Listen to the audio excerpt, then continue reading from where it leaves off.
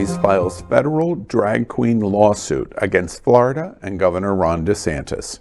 A popular Orlando restaurant that regularly features drag shows filed a federal lawsuit against the state of Florida and Governor Ron DeSantis yesterday, less than a week after he signed a bill that targets drag performances. The lawsuit, filed in Orlando federal court by the owner of Hamburger Mary's Orlando, claims the state is depriving the business of its First Amendment rights to free expression. The restaurant is asking the court to temporarily stop the law from taking effect while the case moves forward. Hamburger Mary's Bar and Grill has more than a dozen locations around the U.S., with the Orlando restaurant opening in 2008. According to the lawsuit, the restaurant had hosted family-friendly drag shows on Sundays, but the new Florida law is forcing them to ban children from all shows. This has led to a 20% drop in Sunday bookings. Proponents of the legislation have said the law is meant to keep children from viewing sexually explicit performances. Lawyers for the business argue the new law is so broad and vague that it could be applied to almost any performance that involves a man dressing up like a woman, even if the performance isn't sexual in nature. Now, we knew the show was going to drop. This is it. The breaking news of this is that this very likely, if the federal court will hear the case and then stay the law, which has better than 50-50 chance that they will stay the law, because it's an implementation of a new law, of a new interpretation of what drag is.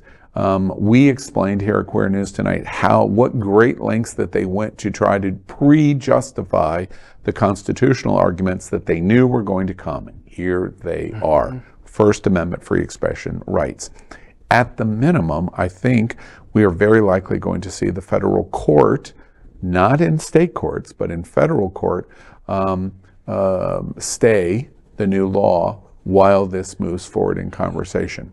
If that happens, the month of June for Florida improves significantly. We will watch this very, very closely. I think a temporary injunction is more than likely, as you have said. And I think the problem here is that Florida has to define what is quote-unquote sexually explicit. A man in a dress inherently cannot be quote-unquote sexually explicit, because I can be in a nun's habit, so how can I be sexually explicit in any way? And a nun's habit is, of course, women's clothing. Now, the problem is that they need to skirt around that by naming it vaguely as sexually suggestive, so that, Moms for Liberty can file a complaint. This is not about us. This is about letting bigots basically squeeze through the back door to persecute the community. Well, broad and vague are Casey and Ron's pet names for each other. That's funny. That's funny. One final thought then is the argument in terms of the First Amendment free speech right is the natural argument against this law. The reason it's the natural argument against this law is they went so far to try to prevent free speech expression arguments against the passage of the law, which is why they made it very vague. Very likely, this is encouraging. This is really, really big news, because like what is going on in Tennessee in the process of going through, what happens if they have a temporary injunction and then the federal court rules against the state, it's going to be appealed.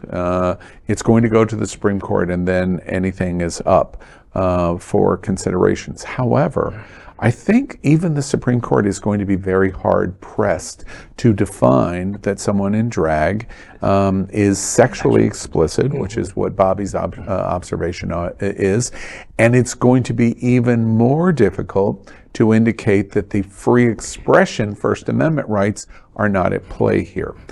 The argument that has been made for the last 6 months in the issue of what we watched in the approaching issue over drag queens was the compare and contrast to Hooters girls. I love Hooters. We all love Hooters wings. We have nothing but respect and love for Hooters.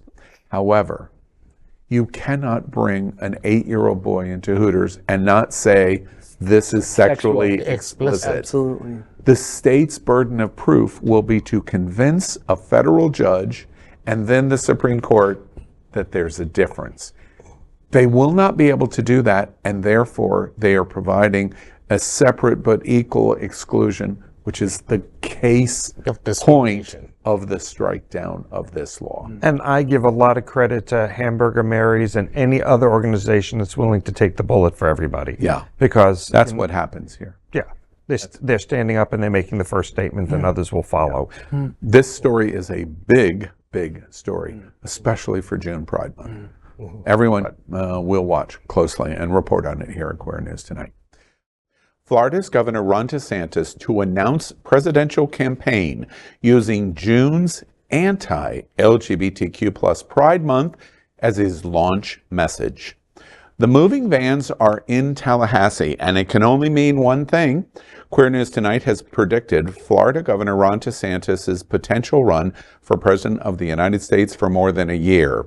But we can confirm tonight it's not moving vans that signal the announcement. The Florida GOP politicians and political insiders say it's actually June LGBTQ plus Pride Month that is the signal that DeSantis is getting ready for a major announcement. For weeks, we have been talking to GOP insiders, including state elected officials and GOP advisors, to try to understand the motivation behind the recent months of the Florida legislative session, President Trump's legal challenges, and what the governor will do next. In breaking news, Queer News Tonight can now report that Governor DeSantis will announce his presidential ambitions with intentional timing as a statement against June LGBTQ plus Pride Month. A legislative director for a Tampa Bay GOP senator spoke to me on the condition of confidentiality and said, quote, "All of the pieces are now in place. The presidential campaign announcement will coincide with June Gay Pride. The campaign will contrast the governor's success on issues for parental choice, transgender identity, drag queens, and other LGBT topics, and the visibility of the month-long celebration. The national stage of his success at the last session, combined with the attention the nation will have on Pride Month, is perfect to launch his campaign. The timing has already been determined," end quote. A GOP Florida representative confirmed the same, that the governor's choice to launch his presidential campaign for a June 1 goal line by telling me, quote, "The governor will announce his presidential campaign timed at the beginning of LGBTQ Pride Month. The campaign has discussed privately with us that it will be a key component of the campaign," end quote. Sources also confirmed that the DeSantis campaign used the supermajority legislative session that just ended on May 5th to cement his announcement, largely centered around culture and LGBTQ plus issues, to launch the campaign. These issues include bills he has signed or will sign leading up to June's LGBTQ plus Pride, including bans on drag queens, Don't Say Gay expansion, bans on diversity and inclusion in Florida, including state universities, multiple trans issues, including bathrooms, healthcare, and business and medical exclusions, the so-called woke and race issues, including book bans, and even abortion, women's healthcare choices. The governor was able to easily achieve everything he wanted, including yet unannounced endorsements is another issue. During the legislative session, there were many alleged attempts to pressure members of the Florida House and Florida Senate to secretly endorse the governor leading up to the June LGBTQ plus Pride Month campaign announcement. My source for the GOP senator said, quote, "During the session, he was asked to endorse Governor DeSantis. In discussion about timing and President Trump, there was conversation on waiting. It was very clear that you were either with the governor or you were not. Ultimately, he has pledged an endorsement for the governor," end quote. The Florida legislator added, quote, "When I said I wanted to wait, They made it very clear what they had done to support what I wanted to accomplish and how the governor had done that. At the end of the day, I had to choose, and Trump was not in that picture." End quote. Critics argue that DeSantis' legislative session was designed to create a culture war agenda, get it passed, and then use it to announce his campaign for president of the United States. The remaining question is, why has he planned it this way? The most obvious answer is that it was designed for a more conservative GOP and evangelical base. But this is unusual because both of the leading GOP candidates are from the same state, Florida. Critics explain and argue a likely conclusion is support for DeSantis versus Trump using June LGBTQ+ Pride Month campaign launch. Anti-LGBTQ+ laws passed in this Florida session have a 70 to 80% approval rating from most conservatives of the GOP base. So while the governor was pursuing that, he was also silent on the legal and courtroom crisis that Trump faced. It becomes a perfect storm to launch a presidential campaign. Culture war issues against LGBTQ+ that are passed, Trump legal challenges, and then high visibility of June Pride Month. Add quiet backroom endorsements from most representatives of the Florida Senate and House, and it supports what GOP sources have told me what Governor Ron DeSantis is getting ready to do. The timing of this announcement is designed to fight his number one rival in his own state, former President Donald J. Trump. I spoke to several leading LGBTQ+ activists in advance of this breaking news story, and they suggested this has always been straight out of the Ron DeSantis playbook. For example, last year during June 22 Pride Month, DeSantis traveled to New York to speak just 1 mile from the Stonewall National Monument to deliver a speech supporting his Don't Say Gay agenda. Dave Abrams, DeSantis' campaign spokesman, on the criticism said, quote, "DeSantis will always stand up for what is right and will not be deterred by the radical left," end quote. In 2021, DeSantis made national and international headlines over June LGBTQ+ Pride Month. On June 1, he traveled to a Jacksonville private Christian school to sign a bill banning transgender girls from competing in girls' and women's sports. On the very same day, his Department of Transportation announced they denied the Rainbow Bridge lighting celebrations in both Jacksonville and Sarasota. The next day, on June 2nd, he removed $900,000 from the Florida budget that had already been allocated for programs serving LGBTQ+ Central Florida. And just days before the June 12th, 5th anniversary of Pulse massacre, he stripped away $150,000 that had already been set aside to provide counseling to Pulse survivors. Brandon Wolf, a Pulse survivor himself and spokesman for Equality Florida, said about the governor's June LGBTQ+ Pride Month actions, quote, "It feels like Pride Month at every turn. It has been insult added to injury," end quote. Governor Ron DeSantis will be the first candidate in history to launch their presidential campaign using the celebration of queer existence, the fight for civil rights and dignity, to show the most radical conservatives in America he is the choice over former President Donald Trump.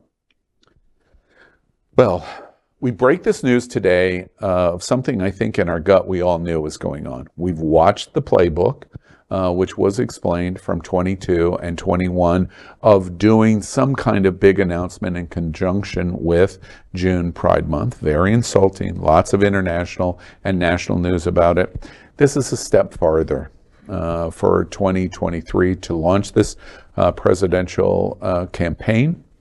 Sources that we quote under the condition of anonymity because they're frankly afraid of the governor, says this is what's going on behind the scenes. And through the legislative session, we watched all of these just tremendously harmful pieces of legislation debated, largely argument against them ignored by the supermajority, and now we understand why. He wanted this passed to be able to use these issues to take on the LGBTQ community and Pride Month to show ultra-conservatives, the most radical conservatives and evangelicals, I'm your choice over Donald Trump.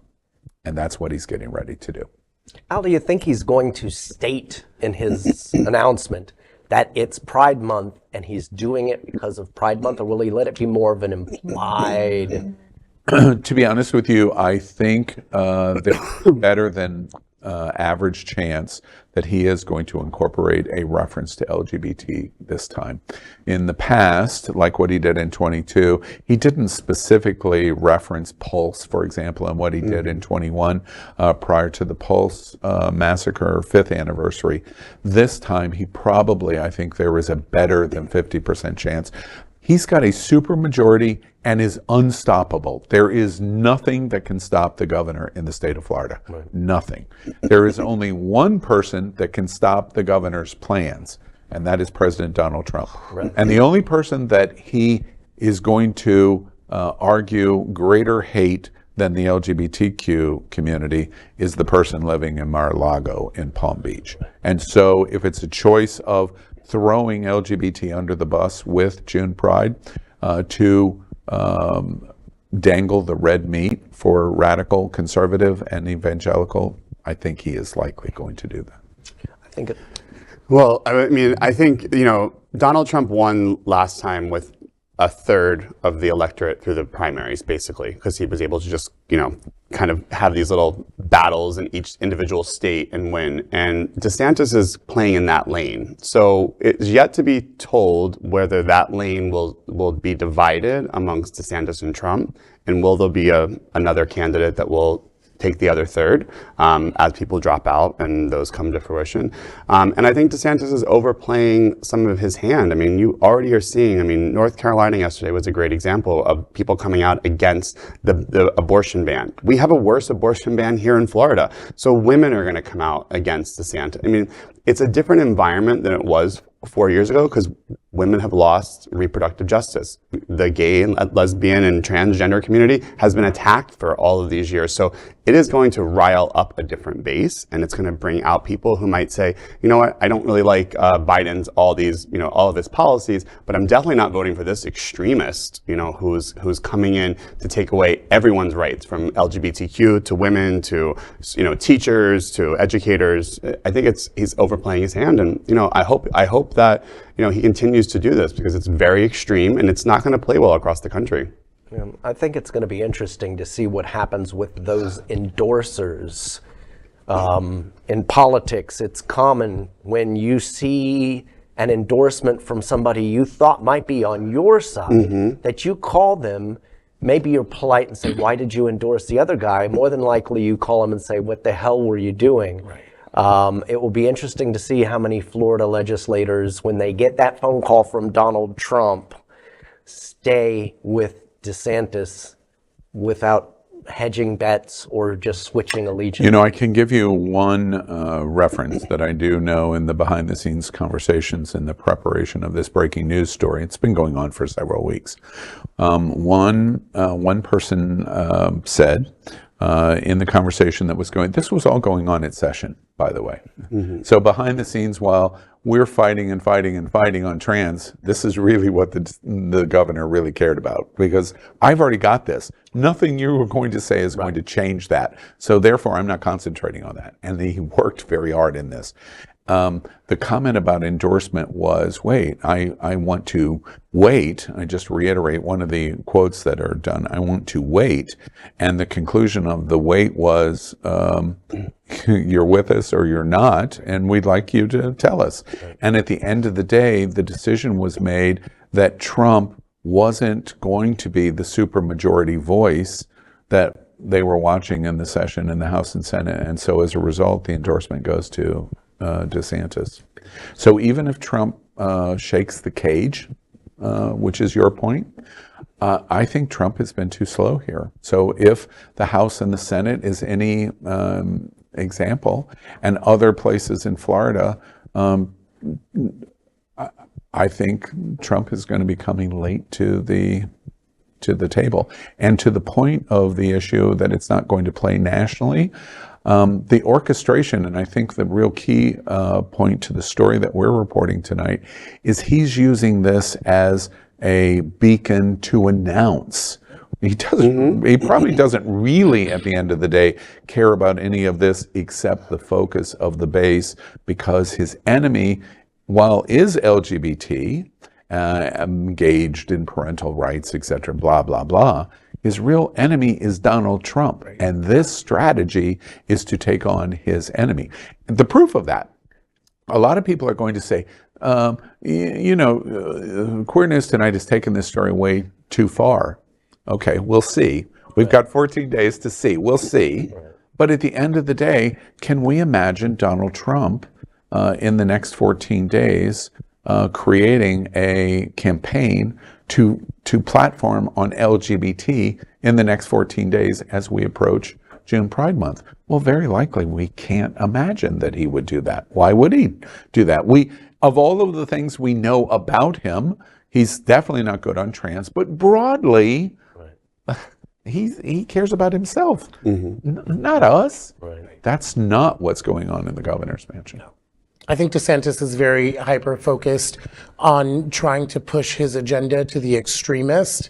And I think that him doing this on Pride Month is literally taking that platform and putting himself in front of the entire community and just being like, hey, this is not something that I agree with. I know this is something that you don't agree with. Let's all get on board with this. So I do think it's a very deliberate attack on Trump's agenda and everything that we're facing right now. Yeah, and I'm in close proximity with Trump supporter.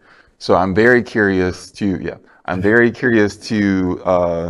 sort of see how the tide turns. Will they stay behind the person who they were like galvanized, like they were like rooting for him, have the hats and everything? I shouldn't say gender. But now, are they just going to root for the person with the bigger power play? Is what I'm curious to see. Like, what is the what was the original motivation? What do you think they will do? From what I've been hearing, they are definitely in support of DeSantis, especially the ongoing battle with DeSantis and Walt Disney. They see Disney as just like a giant conglomerate that thinks they are outside of any sort of legislation.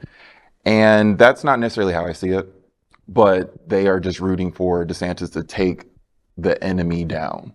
So they're already raising the green flag for DeSantis. So I'm very curious to see how consistent they are in their beliefs with that.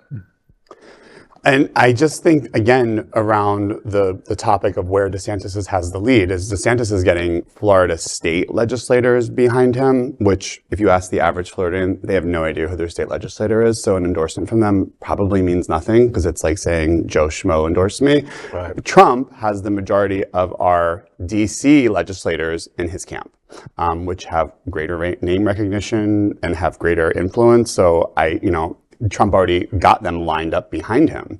And again, everyone is lined up, but Trump is winning those, and across the country, Trump is winning, from House of Representatives and the Senate.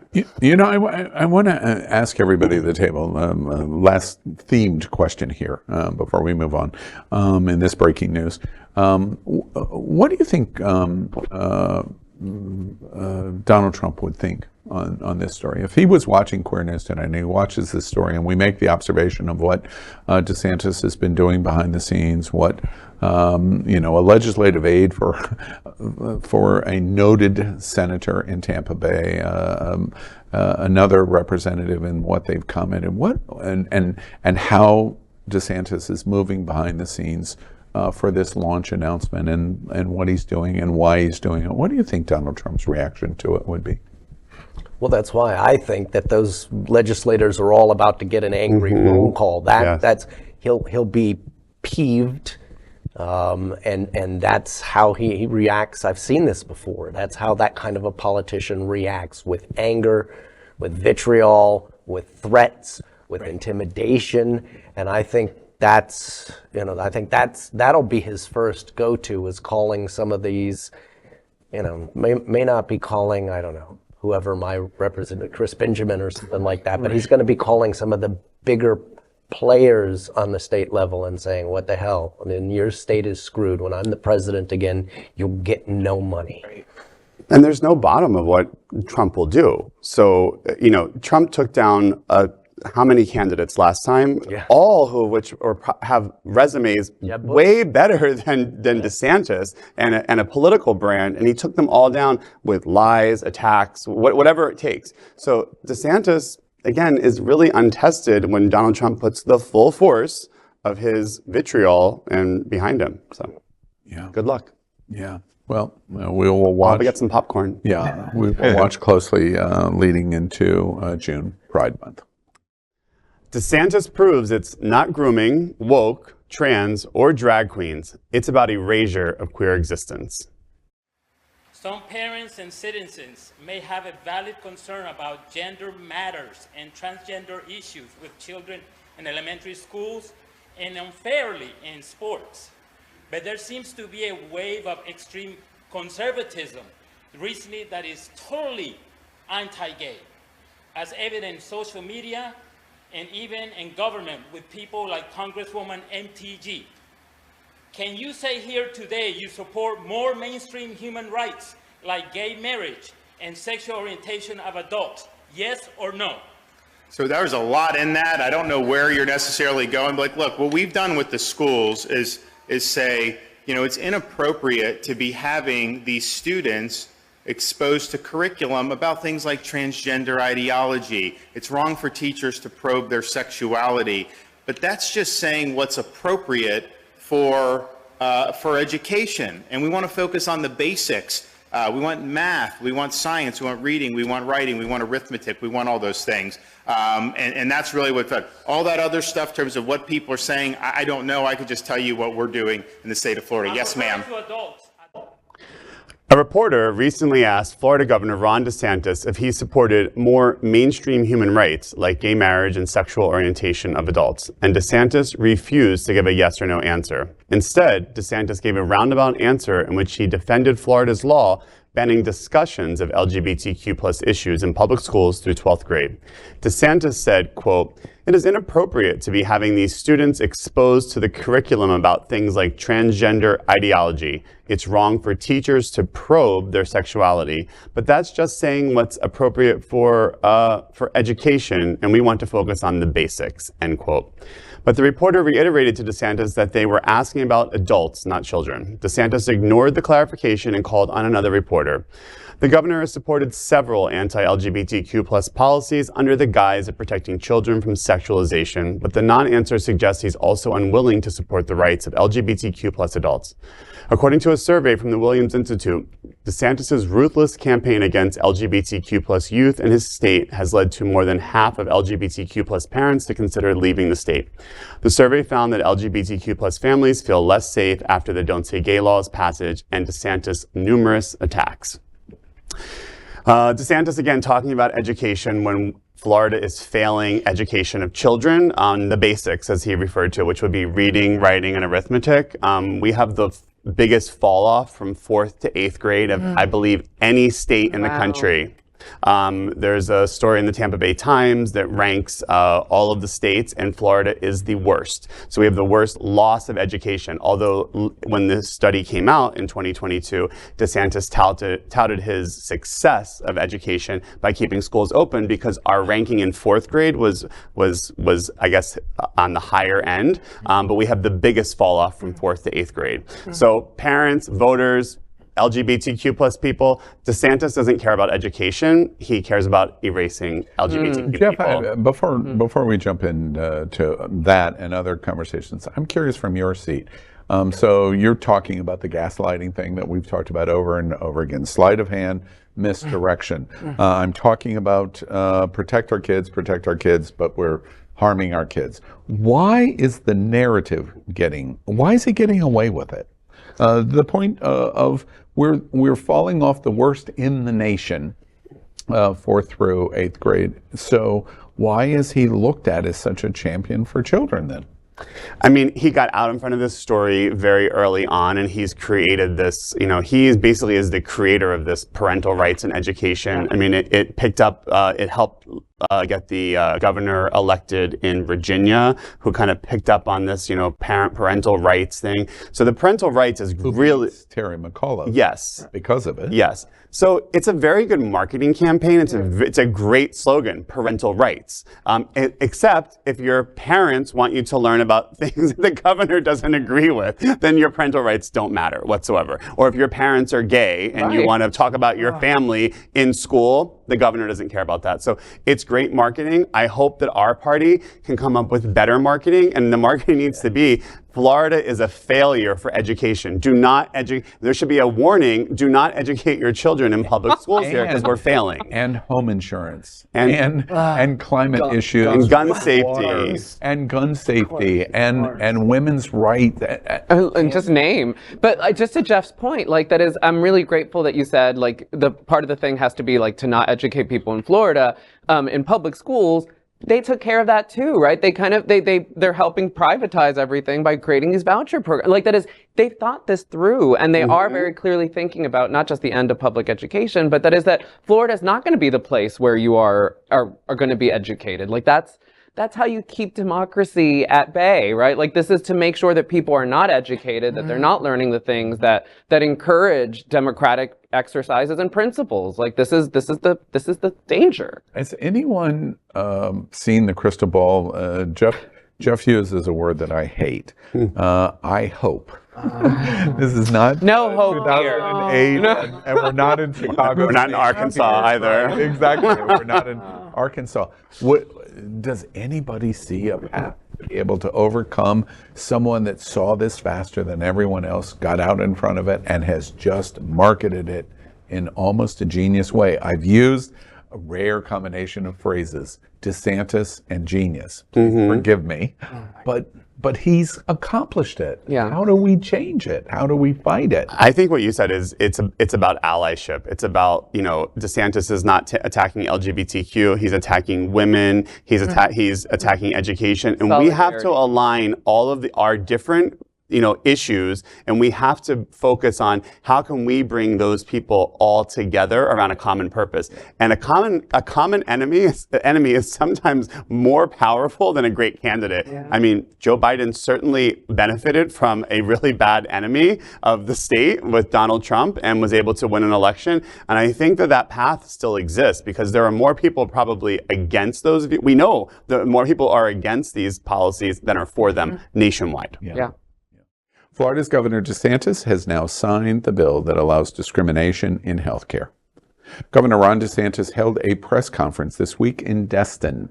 During the conference, the governor signed multiple pieces of legislation into law. One of the bills signed by the governor was Senate Bill 1580, which is what DeSantis is calling the Physicians' Freedom of Speech Law.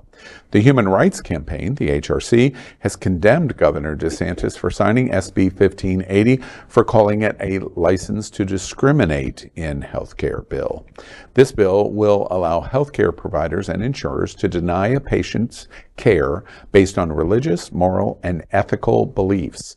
It creates a license to discriminate by allowing healthcare employers to discriminate in hiring, and it bars medical boards from disciplining doctors for spreading misinformation. In addition, SB 1580 was a whistleblower protection for healthcare providers and healthcare payers that take certain actions or disclose certain information relating to the reporting of certain violations. The governor also said SB 1580 prohibits boards or the Department of Health, if there is no board, from taking disciplinary action against or denying a license to an individual based solely on specified conduct, etc. Opponents of the law say this allows the denial of health care to transgender community, acting at the behest of the administration of Florida Governor Ron DeSantis. The Florida Board of Medicine and the Board of Osteopathic Medicine also adopted this politically motivated bill. Arguably one of the most shocking anti-science moments that I can remember in my lifetime, because agree or disagree what you think about trans or don't think about trans or any other related issue. They all fall into place, but they fall into place after the significance of this bill. Because what this bill does is basically say, scientifically, we're going to reject the science, we're going to embrace the discrimination decision-making, and we're not going to give any state protection to those that reject science or are medically ignorant. That's what this bill does. Now, people will get involved in the nuances of the arguments of the bill, but broadly, this allows you to discriminate, to reject science, to have boards prevented from to discipline their members of their professional society and create whistleblowers. I hate the comparisons to 1939, but it was one of the tactics that the Nazi Party did. Be on the corner and report all of your neighbors in that building. Right. And that's how we'll get the Jews. We'll find out they're in that building, and that's how we'll get them out of the building. This is one of the most shocking anti-scientific, science-embracing things that I have seen in my lifetime, frankly. Yeah. And I come back to the fact that they are always denying facts, denying science, denying every bit of information that's out there. I mean, imagine, somebody who's now afraid to go get medical care because a doctor may deny them, or they go for necessary emergency medical care, and a doctor does deny them. It's a really scary place when you're talking. And politics is one thing; somebody's health, their life, is different.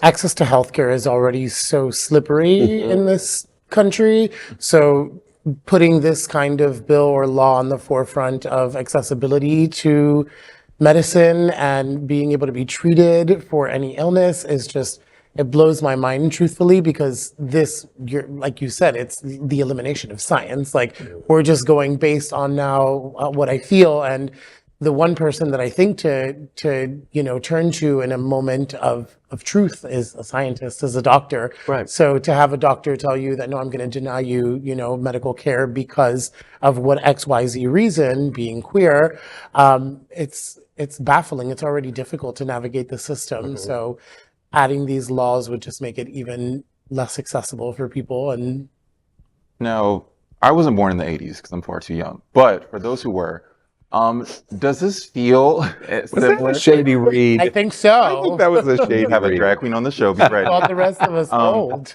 The AIDS crisis in the 80s, is there any feelings that relate to that? Because we're being denied because of who we are. This law, to your question, would have been unthinkable in the 80s and 90s. It's impossible. This law was impossible in the 80s and 90s. And the reason is, even the most radical of the most radical wouldn't suggest, wait, because you have an ethical belief, get out of my hospital or get out of my clinic. It was just impossible. That's like the exact opposite of what medicine should do, right? Like, medicine should be do no harm. They literally Do no take harm. a Hippocratic oath to protect and serve everyone medicinally, and this is like taking away that Hippocratic oath. One additional point. I understand that there's a lot of people that would applaud this, and they support the president or the governor's actions. Ooh, I'm getting too far ahead of myself. But at the end of the day, could you imagine? I continue to use insidious in terms of the decision making that we're watching. Very successfully, but insidious. Can you imagine the insidious nature if this thinking process became president of the United States? Right. In all seriousness, Right. if you're willing to reject science to this level based on the whim of, I have an ethical feeling that today the wind is blowing to the west versus the right, so therefore I'm going to deny your medical care, and that is protected with whistleblowers and boards from preventing any kind of admonition of the doctor, et cetera, and so on, and that becomes the President of the United States thinking, we're going to take a turn in America unlike we've ever seen before.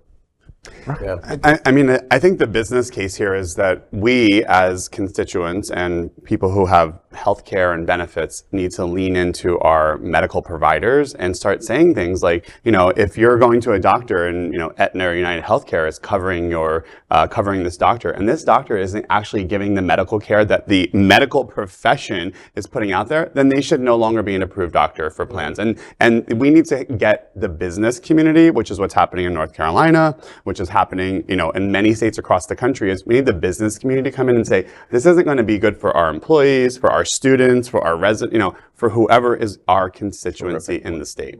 And that's what we need to fight back on this. We begin with queering up breaking news. Don't Say Gay expanded to all ages in Florida public schools. At the request of the DeSantis administration, the Florida Department of Education approved a rule today barring public school classroom instruction on sexual orientation and gender identity for all grades. The department is building upon restrictions from the parental rights and education law dubbed Don't Say Gay by critics, which focus on classroom instruction in kindergarten through third grade. The rule prohibits teaching about sexual orientation and gender identity in grade 4 and higher unless required by state academic standards or part of a reproductive health course of lesson. Teachers who violate the prohibition could have their licenses suspended or revoked. The rule goes beyond legislation the Republican majority legislature is considering, which would expand the prohibition of classroom instruction through 8th grade. State Education Commissioner Manny Diaz Jr. said, quote, "The teaching of our standards is what should be going on, and none of this material is covered in our standards," end quote. Well, late breaking news. What do you folks think? I mean, when Don't Say Gay was first presented, we were all saying, oh, but it's only till third grade and no one's teaching sexual orientation or anything like that to third graders, right? And then people like Francesca and other folks were like, this is just kind of a doorway to make them make it all the way till 12th grade. And I was one of the people that was like, nah, there's no way. Come on. And here we are. I'm actually not surprised. You know, last year people were like, oh, it's only kindergarten through third grade. It doesn't really affect us. And I'm like, no, there's a bigger agenda behind this. And all LGBTQ plus folks are going to be affected by this. And this is a doorway through using children as bait. And it's just horrible. It's hard, but I'm not surprised that this is where we are right now. With Safe Schools, we deal a lot with our GSAs in high schools. So we've basically been ousted from high schools, and we've had to reinvent ourselves to create safe spaces and create connections with students virtually. So we have to keep on fighting for our students, and we have to keep on creating spaces, safe spaces for our students to come to as a community. My master's research when I went through school was all about suicide rates of LGBTQ plus kids going through school, and depending on the population that you looked at, it was anywhere between 15 and 50 times higher than for their straight counterparts. Oh my goodness. So now to not even see yourself represented in a standard curricula, and for a lot of kids, they don't even get to see their families represented in that curricula. Yeah. I am very sad to say that number is going to go up. Yeah, the Trevor Project says it every year, and especially when things like this happen, of course those numbers are going to go up. John? Well, what makes this especially odious is that it's not a law. Now, yeah, the state legislature and the Congress, they can make very narrow laws to target one specific thing. But generally, laws are written like when they give guidance to things like the Department of Education. And then the rulemaking is left to the department. And in theory, that's a good thing because it allows a department to be more flexible, to change with the times. We saw a lot of that during COVID. Yeah. Agencies, revamped their own rules to be able to adjust to current situations. But what makes this even worse is that DeSantis is going to be there saying, K through 8, and now he's saying K through 12. It's like he's trying to have both, and no one's really going to know what to do, what to repeal, and none of this is going to be able to be completely and easily overturned. This is how they're able to revoke liquor licenses from, I believe it was the Hyatt down in Miami, and things like that. So it's this weaponization of the bureaucracy, which I know I've been harping on for weeks now, but it's something that it just continues to go on, and we have to point it out. These people who are making the rules are not our elected representatives. Yeah. Well, as a teacher for 20 plus years, last year when the Don't Say Gay bill passed or law, I had an elementary class, and the first thing I was thinking was like, all right, K through third grade, normally the subject doesn't come up. The subject that comes up all the time is, Mr. Trinidadi, are you single? And are you married? What's your wife's name, right? Yeah. And all kids, if you ever teach any group of kids, you'll always get that. And so, because nobody wants this, I've been single my whole life, so it's totally fine. But I was thinking, what would I say? And so I was consulting with other teachers. I'm like, how do we answer these questions? And there was that situation, I think it was in Orange County or somewhere in Florida, where they were questioning whether they could put pictures of their spouses up. And so at first they said no. And so people were taking their pictures down, but then enough complaining happened. They said they can put them back up. But my high school classes, it wouldn't be the first, second, or third time where a kid comes out to you, especially a music teacher, an arts teacher, somebody. We've typically been their safe spaces. So when they come up to you and say, I'm feeling this way, and this is how my parents feel about this, or my religious background or whatever, we've always been able to kind of be there without too much of a feeling of we're overstepping. And now, I don't know. I mean, like, do I get fired for that? It's a really difficult situation, and it sucks. We have to fight this. And they call you Mr. Trinidadi? I just always assumed it was Mr. Daddy. Well, I'll refrain from saying all that stuff just because, another thing is just as a gay male teacher, like you always feel like you have a target on your back. So I have to be so careful all the time about anything that I say about my personal life, anything that could be put on social media, all of that stuff. So we already have that pressure, and to now have this codified into law that we can't even speak on anything about who we are as people, it's terrible. And we're going to lose a lot of really good teachers like Mr. Trinidadi because of that. Because, I mean, if I was a teacher and I was going through that, I just wouldn't, Teachers don't get paid that much to have to go through all that. And exactly like Trini said, I mean, we all know those arts teachers that like saved our asses, saved our lives, made us feel seen. Maybe we didn't come out to them, but we at least knew, okay, this is a safe space for us. And now that will be taken away as well.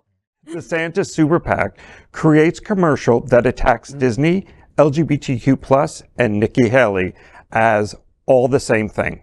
We have many, many, many LGBTQIA characters in our stories. My not at all secret gay agenda. Canonical trans characters, canonical asexual characters, canonical bisexual characters. I was just wherever I could, just basically adding queerness. To give information about gender affirmation procedures. The things that we believe that we're trying to put into the shows. Targeting Gen Z and millennials. Kids who are transitioning. I'd like to shine a spotlight on a fellow queen who knows a thing or two about creating an epic Disney Plus inspired look. If Disney would like to move their hundreds of thousands of jobs to South Carolina and bring the billions of dollars with them, I'll let them know. I'll be happy to meet them in South Carolina.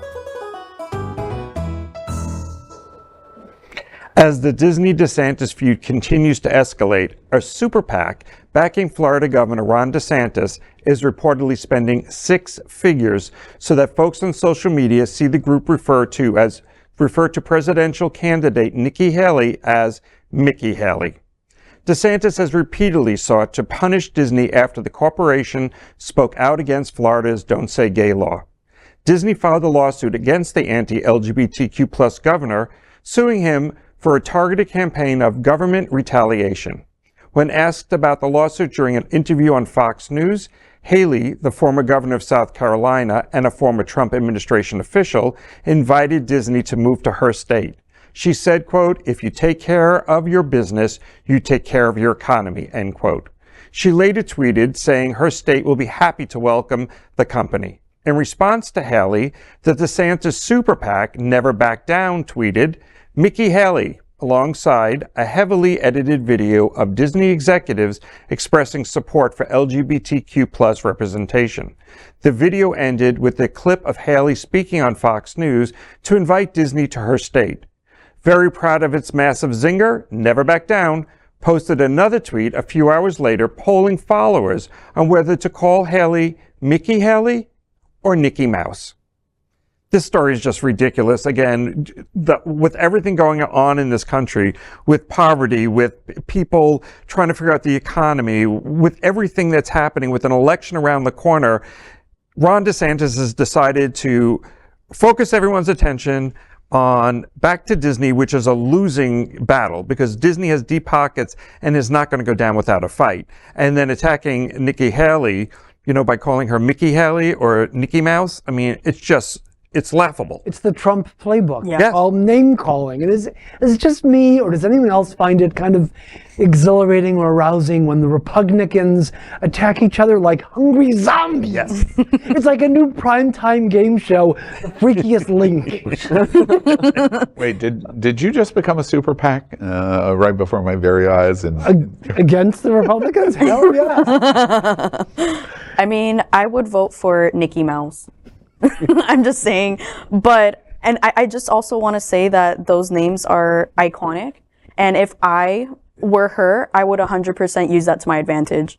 Like, honestly. Is exactly what you said. Absolutely. One other thing that I think is interesting in this story is never back down, and which is, I guess, the playbook of Ron DeSantis. Currently, he's able to do that in Florida because he has a super majority. We have moved out of purple into red, even into Miami-Dade County. However, I'm becoming more educated about this tactic in Florida is not a tactic that is going to be, I don't think, as successful nationally. And when Ron DeSantis is challenged first by Donald Trump, I'm beginning to feel, wait, there is a real fight coming that DeSantis is going to lose in Republican primary.